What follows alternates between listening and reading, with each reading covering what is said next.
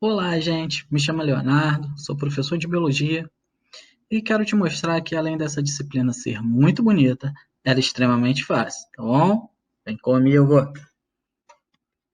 No vídeo de hoje falaremos de carboidratos, tá? Que já entramos agora no grupo das substâncias orgânicas. Iniciaremos com os carboidratos. O nome, né, carboidratos, você já consegue identificar uma coisinha ali, né? Você já consegue extrair uma informação dali, que é a seguinte: carbohidratado. O que significa dizer isso? Significa dizer que nós temos um átomo de carbono ligado a uma molécula de água, como vocês podem ver aqui, né, nessa fórmula. Então, vocês vão verificar sempre isso, né? A glicose, por exemplo, é um monossacarídeo e o númerozinho, esse N, significa um número de unidades de carbono e água, tá bom? Na glicose, você verifica um númerozinho 6 aqui do lado, tá? Então, a glicose, né, seria, a fórmula da glicose seria C6H12O6, tá? Isso vocês têm que saber, vocês têm que decorar essa fórmula química, tá bom, gente? Continuando aqui, então, essa frase aqui ele só explica exatamente o que eu acabei de falar, tá? E outras coisas. Os carboidratos, eles também podem ser chamados de sacarídeos ou glicídios, tá? E eles são as moléculas mais energéticas que nós temos, tá? Então, para você obter energia no ambiente, você tem que comer carboidrato, tá? Através da digestão, né, do seu sistema digestório, você vai quebrar essas moléculas complexas de carboidratos, transformá-las em moléculas simples, para elas poderem permear a parede do intestino. Aí só então você consegue obter ali os monossacarídeos e utilizá-los nas cadeias metabólicas, tá bom? Na produção de energia no nosso corpo, beleza? Então, eles são as moléculas que nós obtemos a energia, tá? São as moléculas mais energéticas. Nós temos como principal exemplo a glicose ali. Além disso, os carboidratos eles também constituem algumas partes da célula, como por exemplo a membrana plasmática celular. A membrana plasmática celular ela é constituída de um fosfolipídio, né? É uma bicamada de fosfolipídio. E inserida nessa bicamada de fosfolipídio, nós temos proteínas e glicídios. Os glicídios nada mais são do que alguns açúcares e alguns carboidratos. Então, é uma molécula que constitui também. Tá? A biomassa vegetal ela é ricamente constituída de carboidratos. Os tubérculos são amidos, né? As células vegetais elas têm muito carboidrato, né? Principalmente a celulose, né? Que ela está presente ali, que são as fibras, né? As fibras alimentares, tá? E é isso, beleza? Prosseguindo aqui. Existem basicamente três tipos de carboidratos. São os monossacarídeos, os disacarídeos e os polissacarídeos, tá bom? Os monossacarídeos, mono prefixo de uma unidade de sacarídeo, de açúcar, tá bom? Então, são moléculas mais simples. Um açúcar simples. Nós temos três exemplos: a glicose, a frutose e a galactose. Como o nome ele já dá, o bisu, frutose é um monossacarídeo proveniente de frutas. A galactose é o monossacarídeo proveniente, né, de leites e derivados. Beleza? Disacarídeos. Quem são os disacarídeos? Nós temos três exemplos aqui. Nós temos a maltose, a sacarose e a lactose, tá? Esses todos são disacarídeos, tá? A maltose, por exemplo, ela é constituinte de massas. Por exemplo, massa de pão, massa de pastel, essas massas industrializadas, né? Você obtém muito, né, através da quebra daquele alimento, através do seu sistema digestório, você obtém muita maltose ali. E uma coisa interessante se falar que a maltose é um disacarídeo, prefixo de 2 unidades de um açúcar simples, que nesse caso o açúcar simples é a glicose. Então a maltose é constituída de 2 unidades de glicose, tá bom? E a sacarose, professor? A sacarose é o açúcar, é o disacarídeo proveniente da fruta. Então, quando você consome fruta, lá dentro tem frutose simples e a sacarose. Tá? Além da frutose, nós temos a sacarose. Então, nós obtemos a sacarose da fruta também, do consumo da fruta. Dentro da sacarose, como é um disacarídeo também, ele é composto de 2 unidades de açúcar, de monossacarídeo. Um é a glicose e o outro, obviamente, uma molécula de frutose. Então, voltando, maltose é constituída de duas glicoses, sacarose, uma glicose e uma frutose, e a lactose, professor? O nome já está te dando bizu. É o disacarídeo proveniente do consumo de leite e derivados, tá bom? Então, lactose é o açúcar do leite, beleza?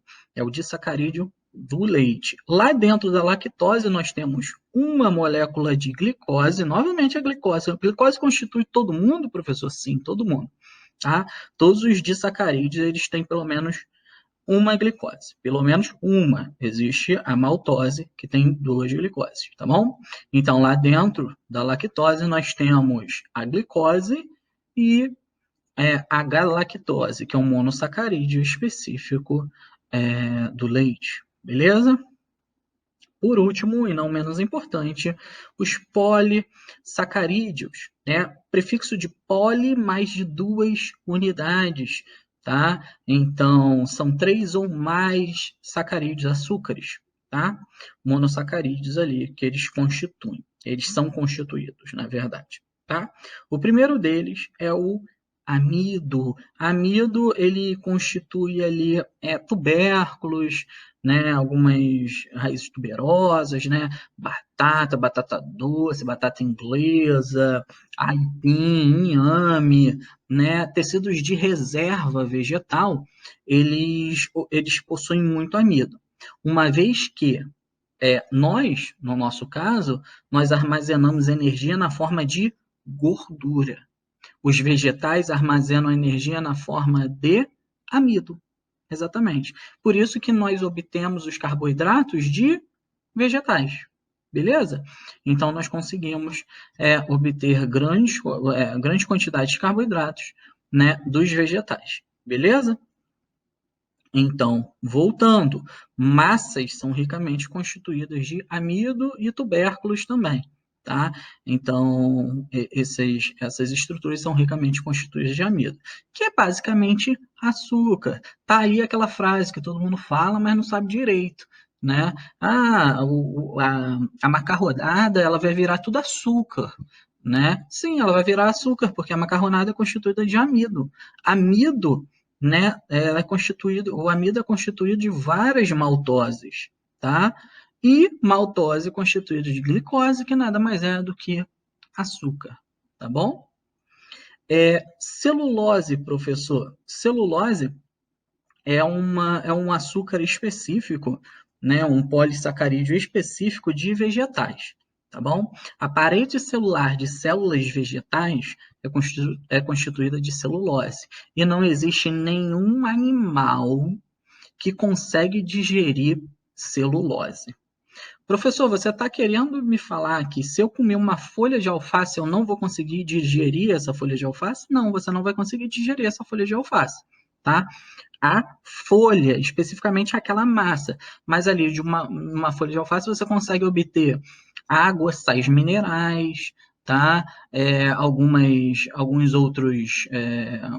outras folhas de verde escuro você consegue obter cálcio, você consegue obter algumas vitaminas, né? Então você consegue obter várias outras coisas, né? Mas não o carboidrato, a massa, de fato, a biomassa do vegetal, tá?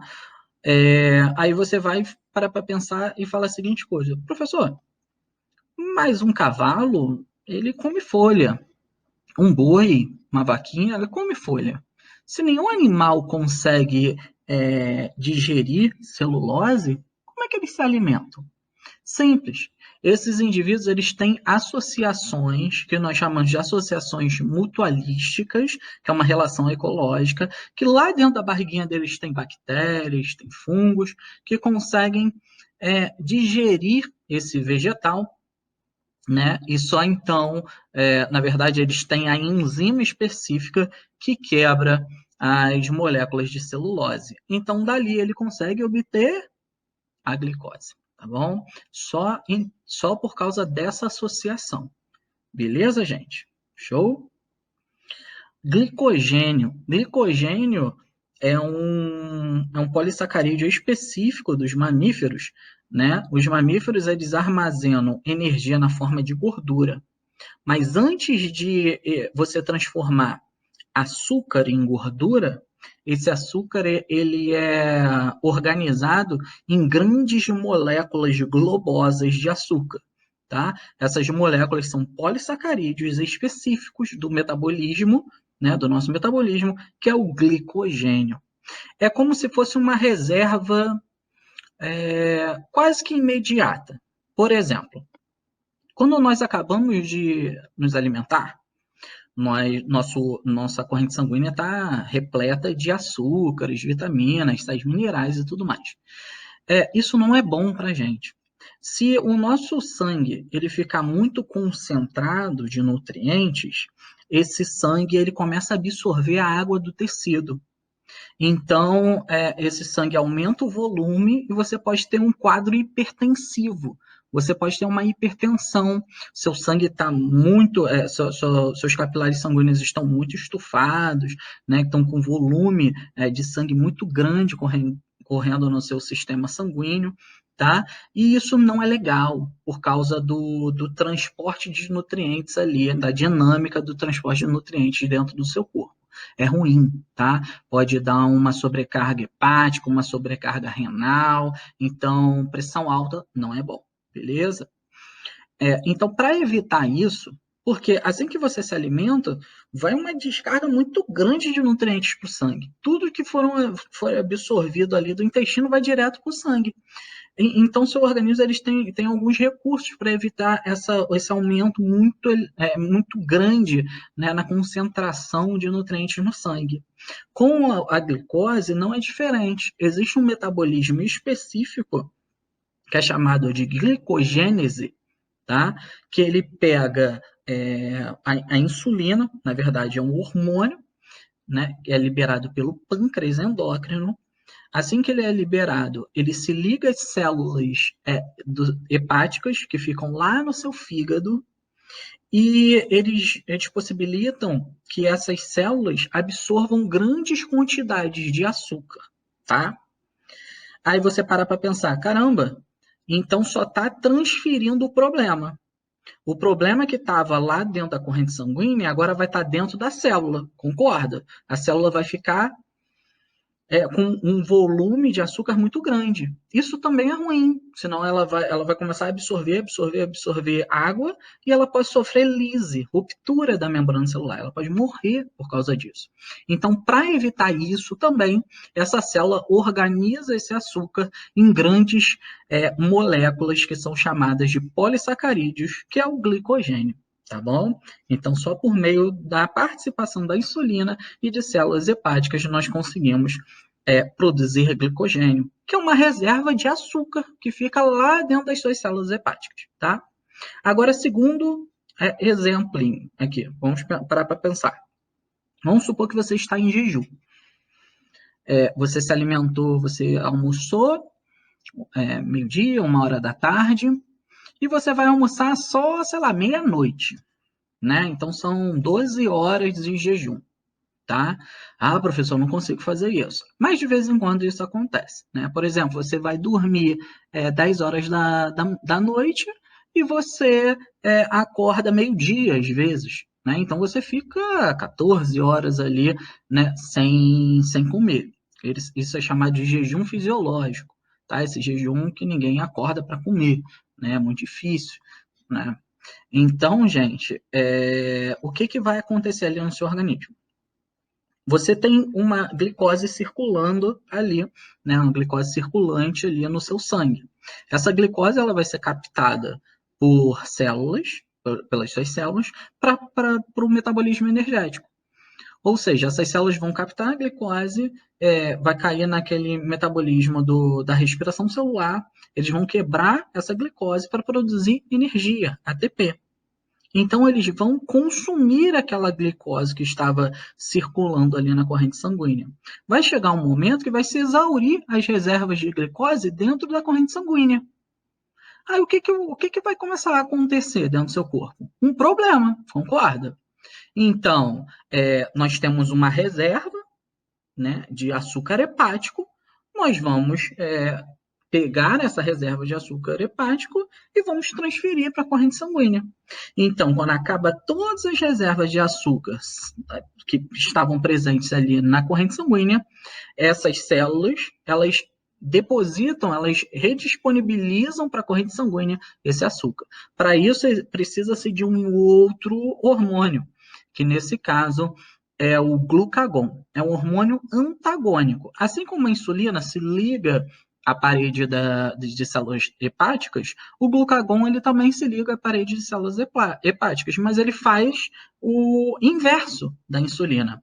Ele pega esse glicogênio, quebra esse glicogênio e redisponibiliza a glicose na corrente sanguínea, tá bom?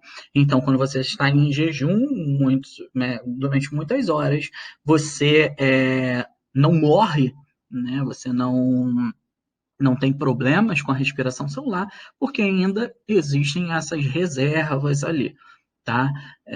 Que são reservas que são bem transitórias, né? Que são consumidas muito rapidamente. Aí você para pensar, caramba, professor, mas se eu ficar mais tempo sem comer? Acabaram-se todas as minhas reservas hepáticas de glicogênio, né? Acabou o glicogênio hepático. O que vai acontecer? Eu vou morrer? Não. Existe um outro processo que é chamado de gliconeogênese, que é a produção de açúcar a partir de substâncias não glicídicas. Nesse caso, gordura e proteína. Então, é assim que você emagrece, por exemplo. Tá? Então, você se exaurem todas as suas reservas de açúcar, o seu organismo está requerendo, está pedindo por açúcar, né, por glicose, para fazer a respiração celular, tá? Senão suas células não vão ter energia e suas células vão morrer, vão ter um problema.